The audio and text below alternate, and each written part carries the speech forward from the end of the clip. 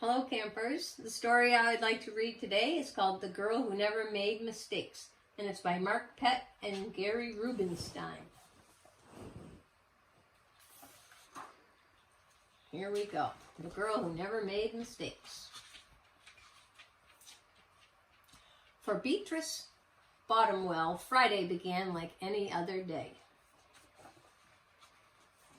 She matched her socks, and of course she put her shoes on their proper feet. She remembered to feed her hamster Humbert his favorite food, broccoli. And when she made a sandwich for her brother Carl's lunch, she used exactly the same amount of peanut butter as jelly. When she stepped outside to greet her fans, she didn't forget to say good morning and thank you. They asked if she had made her bed. She had. They asked if she forgot to do her math homework. Nope. What about tonight's talent show, they asked. I'm ready, said Beatrice, with a smile. After all, her juggling act had won 3 years in a row. Many people in town didn't even know Beatrice's name. They just called her the girl who never made mistakes, because for as long as anyone could remember, she never did. Unlike Beatrice, Carl made lots of mistakes. He ate his crayons and drew with his green beans. He danced with his hands and played the piano with his feet. Carl loved to make mistakes. At school, Beatrice was on a cooking team with her two best friends, Millie and Sarah. To make their giant rhubarb muffins, they needed 4 eggs. Beatrice went to the refrigerator and carefully chose the biggest, eggiest eggs she could find. But on her way back, her legs slipped out from under her. The eggs went flying. Beatrice was about to make her first mistake. But she didn't. That was close, thought Beatrice. Sorry, Beatrice, I dropped a piece of rhubarb unintentionally. For the rest of school day, Beatrice could not stop thinking about her almost mistake. On her way home from school, Beatrice watched Millie and Sarah ice skating in the park. Come join us, said Millie. It's fun, said Sarah. Beatrice watched them slip and slide on the frozen pond. Millie and Sarah laughed as they wobbled on the ice. No thanks, said Beatrice. At supper, Beatrice barely touched her food. Is everything all right, kiddo? Asked her father. I'm worried. I'll mess up tonight, said Beatrice, and everyone will be watching. Worry? You don't make mistakes, he said with a smile. Beatrice tried to smile too. After supper, Beatrice got ready for the talent show. First, she woke up Humbert from his nap. Next, she got the salt shaker from the kitchen table. Finally, she filled the balloon with water. The school auditorium was packed. Beatrice felt her stomach jumping around inside her. Oh dear. Beatrice waited for her turn, or her juggling music to begin.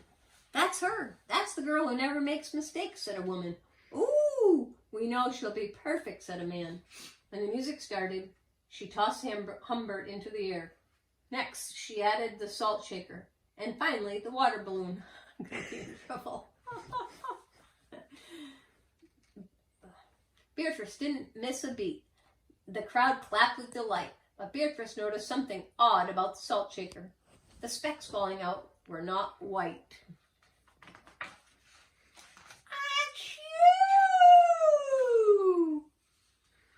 Humbert was so surprised by the sneeze that he grabbed the water balloon with his claws. Kabooey! Humbert, pieces of water balloon and the pepper rained down on top of Beatrice. For the first time in as long as anyone could remember, Beatrice made a mistake, and it was a big one. The music stopped. Beatrice didn't know what to do.